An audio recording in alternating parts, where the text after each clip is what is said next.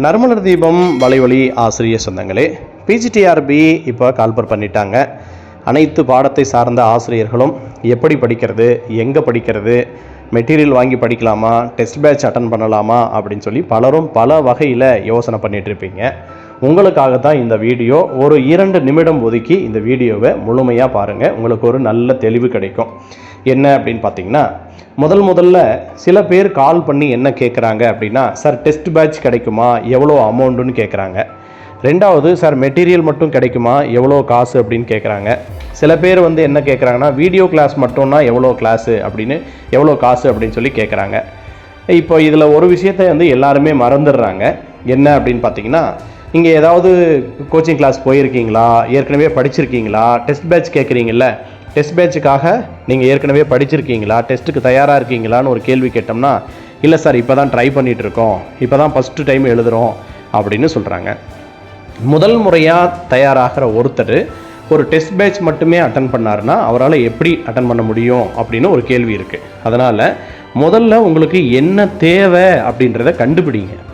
போன டிஆர்பியில் உங்களோட மதிப்பெண் என்ன, எத்தனை மார்க்கில் நீங்கள் லைஃப்பை தொலைச்சிங்க, அதாவது கவர்மெண்ட் ஜாப்லேருந்து வெளியே வந்தீங்க, சரி எத்தனை மார்க்கில் விடுபட்டீங்க, என்ன தவறுகள் செஞ்சீங்க, டெஸ்ட்டு எழுதாமல் தப்பு பண்ணிங்களா, மெட்டீரியல் சரியான மெட்டீரியல் இல்லாமல் தப்பு பண்ணிங்களா, இல்லை சரியான இடத்துக்கு கோச்சிங் போக முடியாமல் அது சரியாக இல்லாமல் தப்பு பண்ணிங்களா, என்ன வகையில் நீங்கள் இந்த பணியை அடைய முடியாமல் போச்சு அப்படின்னு முதல்ல அனலைஸ் பண்ணுங்கள்.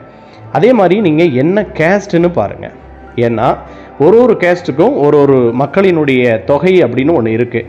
உங்களோட எத்தனை பேர் போட்டி போடுறாங்க, எவ்வளோ பேருக்கு முன்னாடி நீங்கள் இருந்தீங்க அப்படின்னு சொல்லிட்டு கடந்த 2022 அந்த ரிசல்ட் கேலியை எடுத்துக்கோங்க. எடுத்துக்கிட்டு நீங்கள் முதல்ல கால்குலேட் பண்ணுங்கள். உங்களுக்கு முன்னாடி எத்தனை பேர் இருக்காங்க, எத்தனை பேர் செலக்ட் ஆகி உங்கள் கேஸ்டில் எத்தனை பேர் செலக்ட் ஆகி போயிருக்காங்க, இப்போ நாம் எத்தனாவது இடத்துல இருக்கோம், என்ன மாதிரி படித்தா இந்த முறை நம்ம கன்ஃபார்மாக ஜாப் அடிக்க முடியும் அப்படின்னு சொல்லிட்டு ஒரு கால்குலேஷன் போடுங்க. இந்த கால்குலேஷன் போடுறதுக்கு உங்களுக்கு அதிகபட்சமாக 10 நிமிஷம் கூட ஆகாது. சரிங்களா? இது எல்லாவற்றையும் தேடிட்டு இந்த சமயத்தில் உங்களுக்கு என்ன வேணும், டெஸ்ட் மட்டும் இருந்தால் போதுமா, அதுவும் ஒரு இடத்துல டெஸ்ட் பேட்ச் போட்டால் போதுமா, அல்லது 2-3 சென்டரில் டெஸ்ட் பேட்ச் போடணுமா அப்படின்றது உங்களுடைய நாலேஜை பொறுத்து.